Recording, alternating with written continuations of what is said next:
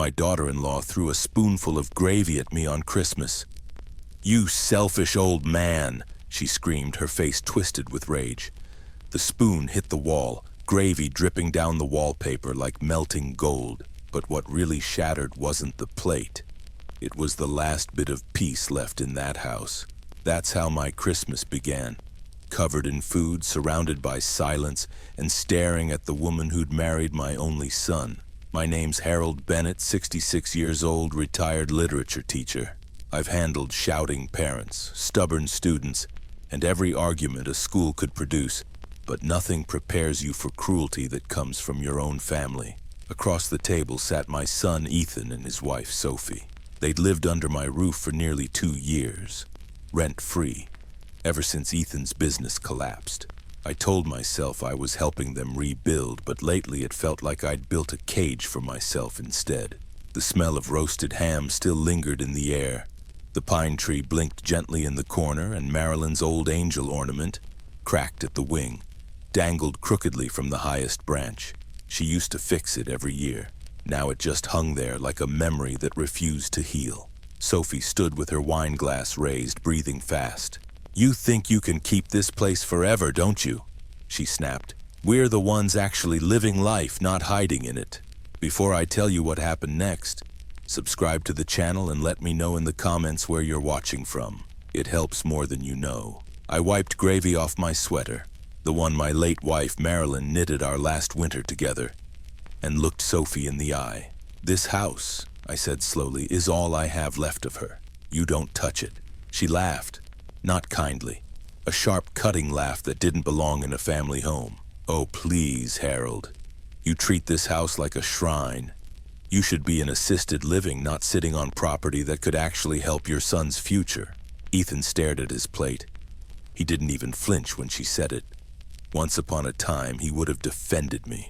Now he just looked tired, like he'd decided silence was easier than loyalty. "I built this home with my hands," I said. "Your husband grew up here. His mother planted those pines in the back when he was 5.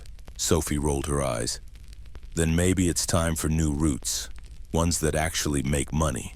The clock ticked once, twice, then nothing. I stood slowly, every joint reminding me of the years I'd carried everyone else's weight. "You're right," I said, my voice calm enough to scare even myself. "Something does need to change." Her smirk widened. "Finally seeing reason?" "Yes," I said, starting with my patience. Ethan muttered, "Dad, please don't make this worse." I turned toward him, the words stinging more than any insult. "Son, it's already worse. You just haven't noticed yet." I placed my napkin on the table, the same one Marilyn used to fold with that perfect little crease, and walked away. The hallway smelled faintly of cinnamon and pine, but all I could taste was betrayal. Outside, the air bit into my skin, sharp and real. Snowflakes drifted under the porch light, soft as ash. I could hear them laughing behind me. Not cruelly, just comfortably, as if I hadn't even been part of the scene they'd ruined. I stood there for a while, hands shaking, heart steady. People think getting old makes you weaker. But the truth is, it just makes you quieter. And that's where the danger begins. The house looked warm from the outside, every window glowing gold. But inside, something had frozen solid. Respect. I buttoned my coat and whispered into the cold. "You want me gone? Fine. But you'll remember who built everything you stand on." As I walked down the snow-covered drive, the crunch beneath my boots sounded like punctuation. An ending I hadn't planned, but maybe one I needed. They thought they'd thrown an old man out of his own story. But by the next sunrise, I was already writing the ending myself. One Christmas they'd never forget.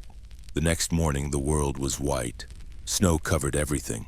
My yard, the driveway, even the mailbox I'd painted red last winter. From a distance, it looked peaceful. Up close, it looked like silence had buried the truth. I didn't go back inside. Instead, I drove to the small diner at the edge of town, Maggie's place, a spot Marilyn and I used to visit after Sunday service. Back then, we'd sit by the window, share a cinnamon roll, and talk about how proud we were of Ethan. Now all I had was an empty booth and a cup of burnt coffee. Maggie, the owner, squinted at me from behind the counter. "Harold Bennett," she said, drying a mug with a towel. "You've got that look again. The my family did something stupid look." I gave a weak smile. That obvious? She poured the coffee anyway. You've been too good to that boy. What happened this time? I hesitated. They want the house. Sophie said I'm holding them back, and Ethan... My voice caught before I could finish. He just sat there. Maggie let out a low whistle. You let them live there for free, didn't you? I nodded. For 2 years. Rent-free, bills paid, groceries stocked. I thought I was helping. Helping? She said, no, Harold, you were enabling. Her words stung, mostly because they were true. Marilyn would have told me the same thing. She always said love needs boundaries, not apologies. I stared at the snow drifting past the window, each flake catching the morning light like a quiet warning. For the first time in years, I realized I had nowhere to be, and nothing left to lose. Before I tell you what happened next, subscribe to the channel and let me know in the comments what time it is where you're watching from. It helps more than you know. When I left the diner, the sky had turned gray.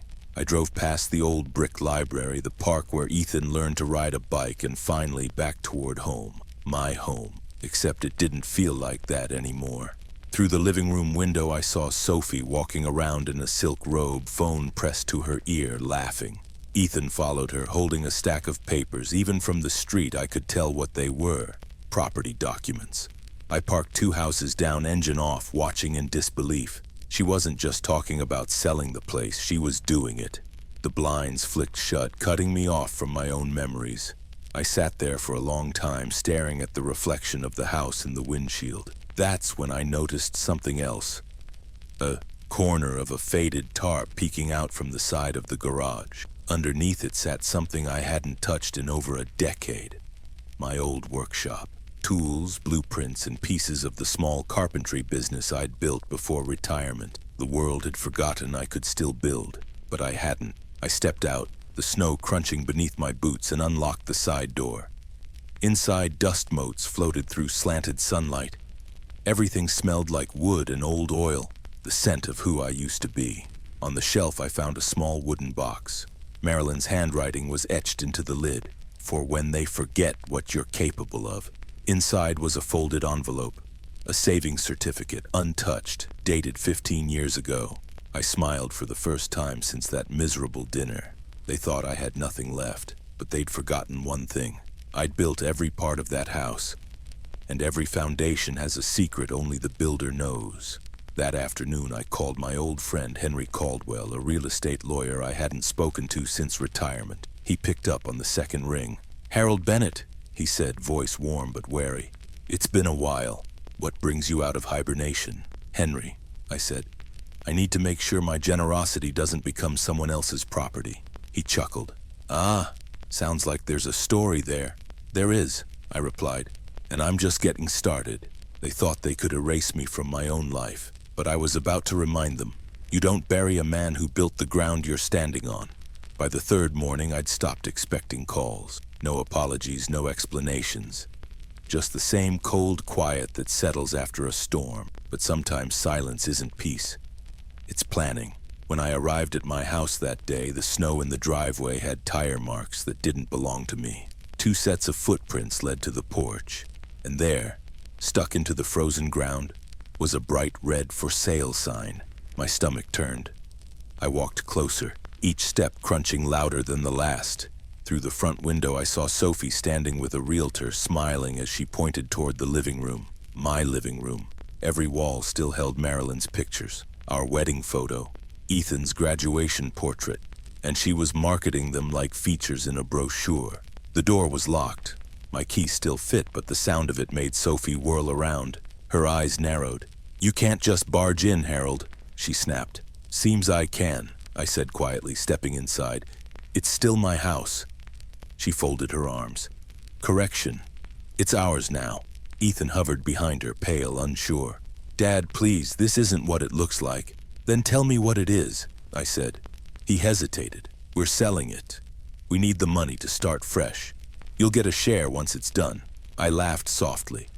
The kind of laugh that doesn't come from humor, but from disbelief. A share. I built this place before you were born, boy. And your mother and I paid it off brick by brick. You think you can sell my memories and call it fair? Before I tell you what happened next, subscribe to the channel and let me know in the comments what time it is where you're watching from. It helps more than you know. Sophie stepped forward, voice dripping sugar. You gave him the deed, remember? Estate planning, you said. Your generosity is legally binding, Harold. Her smile widened, eyes gleaming like glass. It was the kind of smile that doesn't need words to say we've won. I turned to Ethan. Is that true? You're really selling it? He couldn't even look at me. Brenda says... Sophie, she corrected, cutting him off. Maybe it's time you stop calling me by your ex-girlfriend's name, For a second, I saw something flicker across his face. Regret, maybe shame, before it disappeared again. He'd become a shadow with someone else's voice. I took a deep breath. All right, I said. You can sell the house. You can take the walls, the furniture, even the roof over your head, but you can't sell me. Sophie scoffed. Oh, Harold, you're just an old man with nowhere to go. That line burned more than anything she'd thrown, because for a moment she was right. I had nowhere to go, but the truth was, I didn't need a place. I needed a purpose. That afternoon I drove straight to Henry Caldwell's office. My friend, the real estate lawyer with a knack for poetic justice. He looked up as soon as I walked in. Well, I was expecting a Christmas card, not a declaration of war. War? I said, sitting down. No, Henry, this is self-defense. I told him everything. The outburst, the sale, the humiliation. He listened quietly, tapping a pen against his notebook. When I finished, he leaned back. So the deed's in Ethan's name, but every major investment, repairs, extensions, taxes, came from your account? Every cent, I said. He grinned. Then they're not selling a house, they're selling your equity. We can use that. He scribbled down notes, eyes bright. I'll file a temporary freeze on the sale. Call it disputed ownership due to unrecorded joint investment. That'll stop their little celebration. I smiled for the first time that week. Make it sound as complicated as possible. Sophie hates reading fine print. He laughed. My pleasure. When I left his office, the snow had started again. The world looked clean, untouched, and for the first time in days I felt the same way, stripped of everything but finally awake. That night I parked across the street from my own house. Through the curtains I saw them pouring wine, toasting their plans. I almost pitied them. Almost. I whispered to the frost on the windshield. You think I'm finished? You've only just seen the calm before the lesson. They threw me out with a plate and called it victory. But soon they'd learn the difference between owning a house and owning the man who built it. For the next 2 days I heard nothing from Ethan or Sophie. Not a call, not a message, just silence. The kind that doesn't mean peace, but power. And I knew better than to interrupt it. I spent those days in my workshop, the one behind the cabin I'd rented near the river. The place smelled of pine and old varnish, sunlight spilling through dusty windows. It wasn't much, but it was mine. And every nail I hammered reminded me that I wasn't helpless. I was rebuilding, not just wood, but dignity. On the third morning, a white envelope arrived at the diner where I'd left my forwarding address. Inside was a short letter, typed, signed by Ethan Miles and worded with the kind of politeness that cuts deeper than shouting. Dad, the sale's nearly done. We'll make sure you're comfortable. Please don't interfere anymore. Comfortable. Like I was a dog they'd put in a kennel. I folded the letter, placed it in my jacket pocket, and walked out into the cold. Snow crunched beneath my boots, and the sky was the same dull gray as the day I'd left that house. But this time, something was different. This time, I had leverage. That afternoon, I met Henry again at his office. He had that look, the one lawyers get when they smell irony coming. They went ahead with it, he said, flipping through his notes. House sale is officially filed, but the funds are frozen pending our claim. I smiled. So they can't touch a cent, not until the dispute clears, he said. Could be months. Before I tell you what happened next, subscribe to the channel and let me know in the comments what time it is where you're watching from. It helps more than you know. I nodded. Good. That'll give me time. Time for what? Henry asked. For the truth to hit them harder than a bill they can't pay. He laughed. You always did like teaching lessons. Old habits, I said, standing up. The kind that die last. That night I drove past my old neighborhood again. Every window glowed warm, except mine. The for sale sign was gone, replaced by one that said sold, and in the driveway stood a moving truck, boxes stacked like trophies. Sophie came out carrying a lamp, Marilyn's old lamp, the one with the blue shade she'd bought on our first Christmas together. My hand tightened on the steering wheel. Ethan followed her, talking, nervous. I could read his lips. Dad's going to be furious. Sophie rolled her eyes. Dad's irrelevant, she said, tossing the lamp into the truck bed. It shattered. That sound, thin glass snapping under pressure, echoed through the cold like a trigger. I realized then that anger wasn't what I felt. It was disappointment hardened into resolve. I didn't honk. I didn't shout. I just watched. Because sometimes patience is louder than revenge. When I got back to the cabin, I sat by the fireplace with Rex at my feet. He rested his head on my knee the way he always had when Marilyn used to hum by the window. I reached down and scratched behind his ears. You know something, boy? I said softly. Kindness makes you predictable. Maybe it's time they see the other side. In the morning, I drove to Caldwell Bank, the same one that managed my late wife's trust fund. The clerk, a young woman named Samantha, smiled politely. How can I help you, Mr. Bennett? I slid my ID across the counter. I'd like to make a withdrawal. Full amount. Her eyebrows lifted. Sir, that's quite substantial. I smiled faintly. So was my patience. As the transaction processed, I looked out the window at the falling snow and thought about Sophie's words. You should be in a retirement village. Maybe I would be. Just not the kind she imagined. That evening, I called a contractor friend and arranged for a team to visit the Evergreen property the next day. Official inspection, I said. Need documentation of structural modifications before transfer. He chuckled. You're stirring the pot again, huh? No, I said, grinning. Just turning up the heat. They thought they'd buried me under silence and signatures, but soon they'd find out. Some ghosts don't haunt houses, they rebuild them. The next morning, the air had that frozen stillness that only comes after a long storm. I was up before sunrise, coffee in hand, going over the plan one last time. It wasn't complicated. It was careful. I'd learned long ago that patience wins wars, louder men always lose. By 9, the inspection team rolled up to the Evergreen property. 2 vans, clipboards, fluorescent jackets, official enough to draw attention, casual enough to raise no alarms. From my truck across the street, I watched the curtains twitch inside the house. Sophie hated surprises she didn't control. The foreman, Rick Morales, was an old friend from my carpentry days.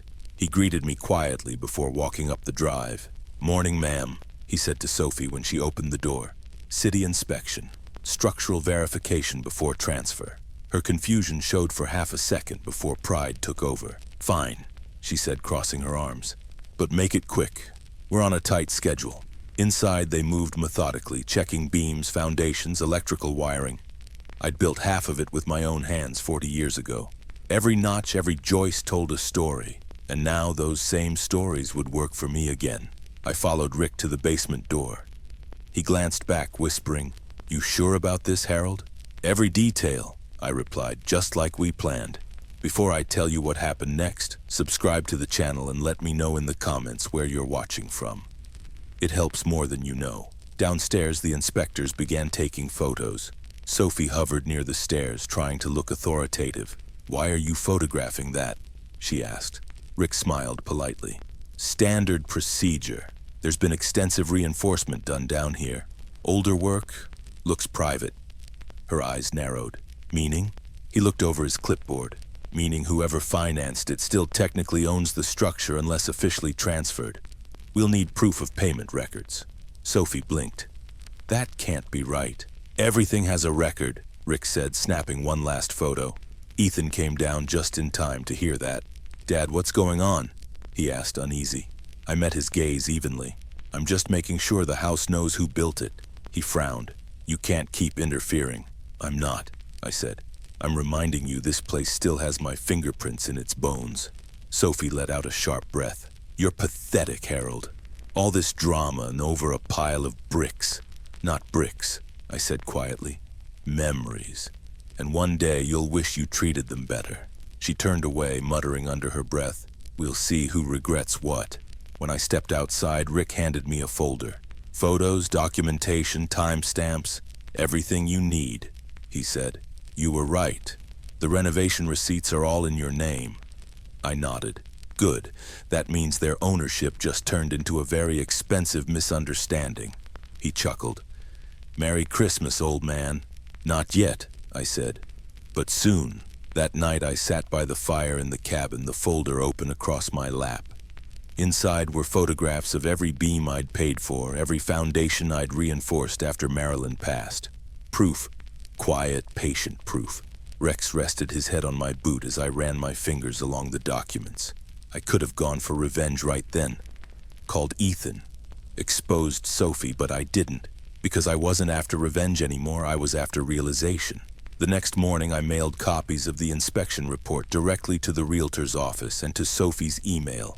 By noon my phone rang. Her voice came sharp and shaking. What have you done, Harold? Just reminded the world who held the hammer, I said. You're insane. You've stalled the sale.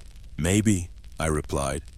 But if you're going to sell a man's legacy, you should at least spell his name right on the paperwork. I hung up before she could respond. For a long moment, I stared at the quiet phone and felt something I hadn't in months. Control. They wanted to erase my name from the deed, but I'd carved it into the walls themselves. And now, they were the ones trapped inside what I built. 2 days after the inspection, Sophie showed up at my cabin. No call, no warning, just the crunch of tires on the frozen dirt road. I was sanding a piece of oak by the porch when her car door slammed. Her heels clicked through the snow like a declaration of war. She didn't knock. Do you have any idea what you've done? She shouted, storming up the steps. I didn't look up. Plenty of ideas. Which one are you upset about today? Her face flushed red. You ruined the sale. The realtor pulled out, the bank froze the payment. You've humiliated us. Funny, I said, brushing sawdust off my sleeve. I thought you were perfectly capable of doing that yourself. She glared at me. You've crossed the line, Harold. You might have stalled things for now, but once we fix the paperwork, you'll have nothing left to stand on. I finally looked at her. You think walls and signatures make a home? You're wrong, Sophie. Character does. And that's something money can't buy. She scoffed. Save your moral speeches for someone who cares. I'm talking about real consequences. I smiled faintly. So am I. Her voice cracked. We needed that money. For what? I asked softly. To buy something else you can't respect? Before I tell you what happened next, subscribe to the channel and let me know in the comments what time it is where you're watching from. It helps more than you know. She stepped closer, lowering her voice. You think this makes you powerful, don't you? You think embarrassing your son and me proves something? I met her eyes. It proves I'm not as easy to erase as you hoped. For the first time, she hesitated. Not because of fear, but because she didn't expect resistance. Bullies never do. Where's Ethan? I asked. Looking for another buyer, she said coldly. He still believes there's a way to fix this. There might be, I said. But fixing doesn't mean winning. She let out a short, bitter laugh. You really don't get it, do you? You're finished. You're a stubborn old man who refuses to move on. And you, I said evenly, are too young to realize that greed doesn't make you strong. It just makes you hollow. For a long moment, neither of us spoke. The wind howled through the trees and snow swirled between us like a warning. Finally, she turned on her heel and stalked toward her car. Enjoy your little victory, she spat. It won't last. I watched her drive off, the sound fading into the woods. The next morning, I got a call from the bank manager, Mr. Green, a man who'd handled my accounts for decades. Mr. Bennett, he said carefully. We received a rather animated visit from your daughter-in-law today. I smiled. I can imagine. She demanded access to your late wife's trust account, claimed you transferred joint authority. I chuckled softly. Did she bring paperwork? She did, he said. But it wasn't legitimate. The signatures were copies. We'll be flagging it for review. Thank you, I said. And Mr. Green? Yes? Make sure she knows she won't be needing to come back. He laughed. Understood, sir. When I hung up, I leaned back in my chair, the warmth from the fireplace flickering against the window. It wasn't joy I felt. It was balance. That quiet satisfaction when life stops being unfair and starts being precise. That afternoon, I took a slow drive through town. Every storefront was wrapped in lights, people carrying gifts, children laughing. It was Christmas Eve, and for the first time in years, I didn't feel bitter about being alone. Sometimes solitude isn't punishment. It's recovery. I stopped by the diner and left a card for Maggie. A simple one that said thank you for reminding me to stop apologizing for being right.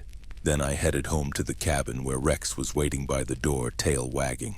I knelt down, scratching behind his ear. "Guess what, boy?" I said quietly. "The storm's starting to turn." She thought freezing my accounts would destroy me.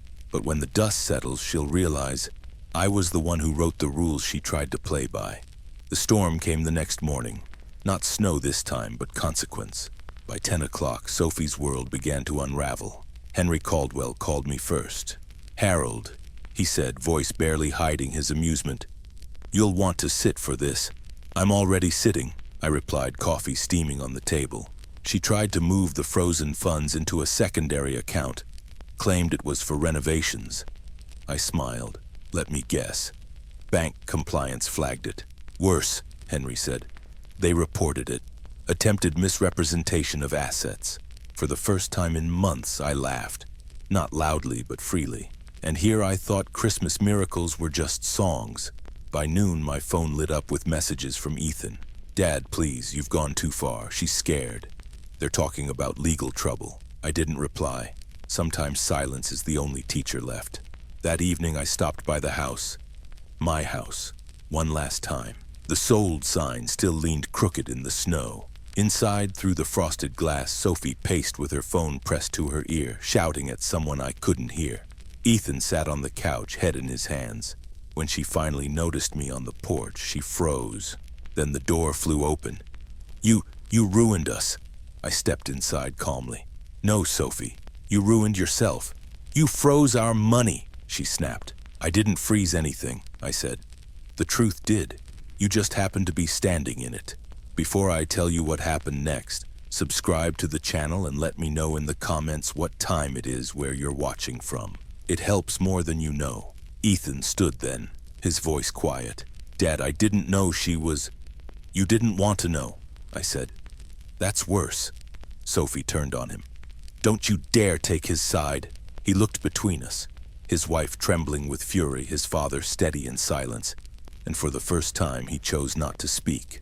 That silence told me everything. Their foundation had cracked. All I had to do was walk away and let gravity finish the job. I looked around the living room. Empty boxes, open drawers, memories scattered like debris. The house didn't look alive anymore. It looked hollow, like her greed had sucked the warmth right out of it. I set a small envelope on the table. "What's that?" she demanded. "An early Christmas present," I said. "Inside is the bill for every repair, renovation, and payment you claimed as your own. Every nail I paid for. Every dollar of interest I covered." Her face twisted. "You expect me to pay this?" "No," I said. "I expect you to understand the cost of everything you took for granted." She threw the envelope at me, paper scattering across the floor. "You think you've won? You're still just an old man living alone in a cabin." I met her eyes, calm and certain. "Maybe. But I sleep under a roof built with honesty. Can you say the same?" Her mouth opened, but no words came out, because deep down even she knew the answer. Ethan walked toward me, his shoulders slumped. "Dad," he said quietly, "I'm sorry." I nodded. "Then start proving it." He glanced at Sophie, then at the door. The line between loyalty and freedom finally visible beneath his feet. He didn't cross it yet, but the decision was already made. When I left the house, the wind had picked up, carrying faint chimes from the neighborhood lights. I stood in the driveway, watching the home I'd built disappear behind a blur of snow and regret. For the first time, I didn't feel anger. I felt release. That night, back at the cabin, I stoked the fire and poured myself a glass of Marilyn's favorite sherry. Rex lay by the hearth, content. I raised the glass toward the old family photo on the shelf. "Merry Christmas, my love," I said softly. "Turns out your husband finally learned to stop rescuing people who enjoy the fire too much." The flames flickered, gold and quiet, reflecting off the glass like tiny fragments of closure. She threw food, insults, and lies. But in the end, all she really threw away was herself, and I was there to watch her fall with dignity still intact. Christmas morning arrived quiet and golden. The snow had stopped some time before dawn, leaving the world wrapped in stillness like the earth itself was holding its breath. I brewed coffee, fed Rex, and stood at the window watching light crawl across the frozen lake. For the first time in years, I didn't feel bitter about the silence. It wasn't emptiness anymore. It was peace. At 10 o'clock, my phone buzzed. A message from Ethan. "Dad, she's gone. Packed up last night. I don't know where she went." I stared at the screen for a long moment before replying. "Then maybe it's time you finally came home, son." By noon, his car rolled up the same snowy road Sophie had stormed down 2 days earlier. When he stepped out, he looked smaller. Not weaker, just lighter, like a man who'd finally set something heavy down. He walked to the porch, eyes wet, voice low. "I don't deserve forgiveness." I shook my head. "Maybe not, but you deserve a chance to earn it." He let out a shaky laugh. "That's more mercy than I expected." "That's more mercy than you've given yourself," I said. Before I tell you what happened next, subscribe to the channel and let me know in the comments where you're watching from. It helps more than you know. Inside, the cabin smelled of pine and firewood. Ethan sat at the table, staring at the framed photo of Marilyn and me. "She'd be disappointed in me," he said. "No," I replied, "she'd be proud. Not because you fell, but because you finally stood up." He nodded slowly, eyes fixed on the dancing flames. "I filed for separation this morning," he said. "I told the lawyer to send her whatever she's owed, but I can't live like that anymore." "That's the first right decision you've made in a long while," I said gently. We talked for hours. About work, about Mom, about the 1,000 little moments we'd both ignored when life got too loud.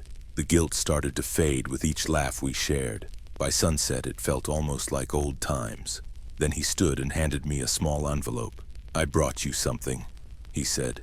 Inside was a deed. Not the houses, but the small property downtown. "You bought something?" I asked. He smiled faintly. "No, I rebuilt something. Maggie helped me get the paperwork right. You always said family isn't about what we own. It's about what we fix. I want to fix this." I looked at him for a long moment, then laughed softly. "You finally listened. For once," he said, chuckling. We spent that evening in quiet celebration. 2 men, learning how to start again. Outside, the town glowed with holiday lights. Inside, warmth returned to our home in a way no fireplace could create. A knock came just before dinner. It was Maggie, carrying a pie and her ever-present grin.